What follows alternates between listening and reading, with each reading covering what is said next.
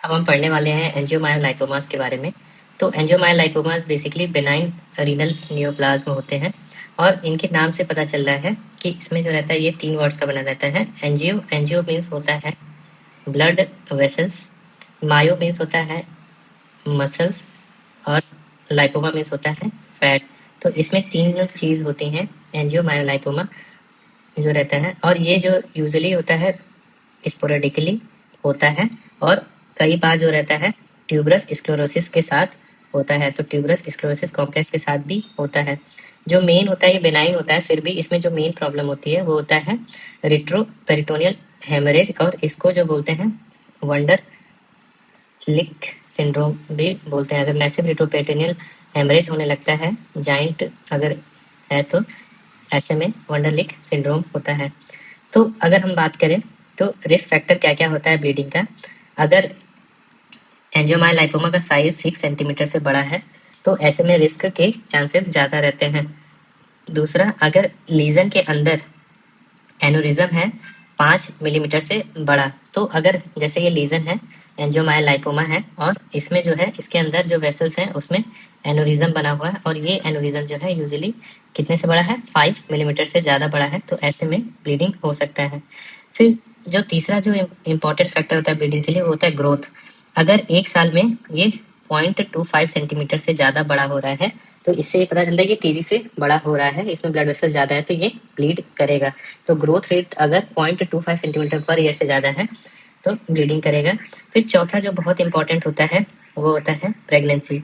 अगर किसी प्रेग्नेंट या चाइल्ड बेयरिंग एज ग्रुप में होता है तो इसमें जो है ब्लीडिंग के चांसेस बहुत ज़्यादा रहते हैं।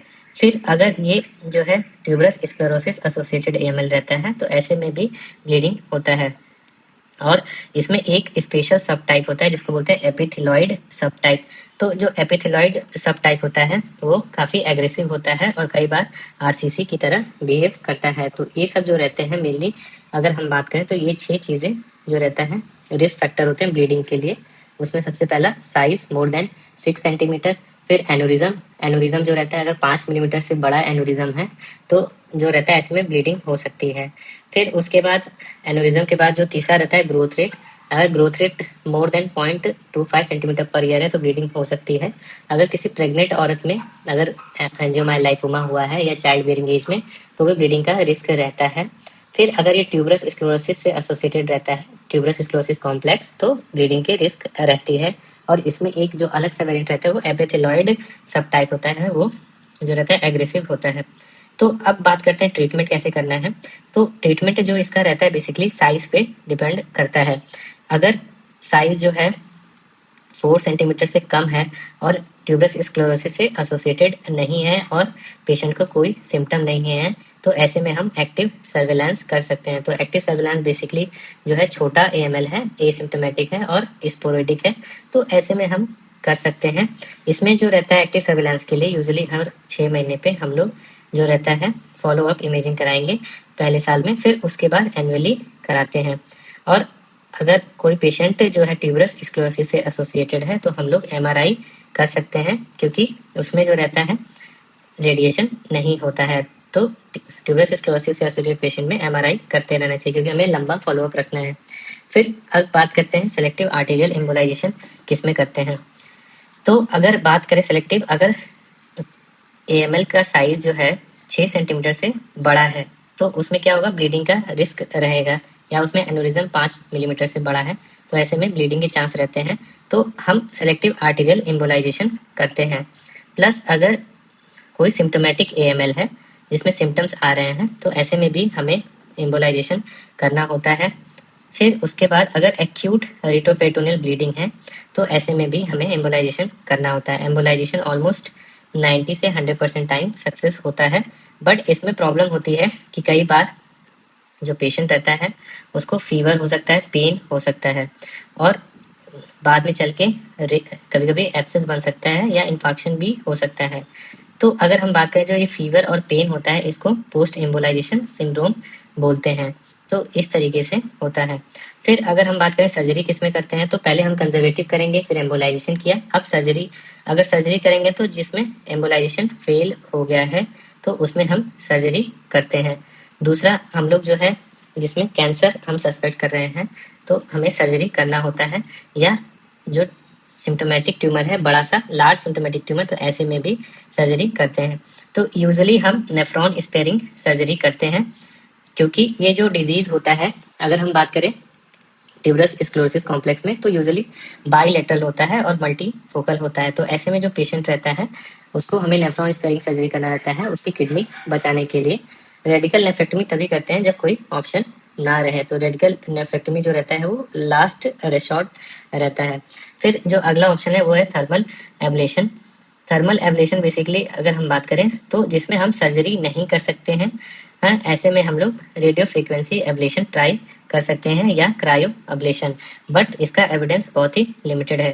फिर अब ड्रग्स की बात करें तो अगर कोई जो है ट्यूबरस स्क्लेरोसिस कॉम्प्लेक्स से एसोसिएटेड एएमएल है और उसका साइज 3 सेंटीमीटर से बड़ा है, तो टॉर इनहिबिटर का क्या है, 3 एम टॉर जो है 3 से ज़्यादा वर्ड्स हैं, 1 2 3 3 से ज़्यादा, तो एएमएल 3 सेंटीमीटर से बड़ा है, तो साइज को रिड्यूस करने के लिए हम जो है एवरोलीमस जो ड्रग है वो दे सकते हैं।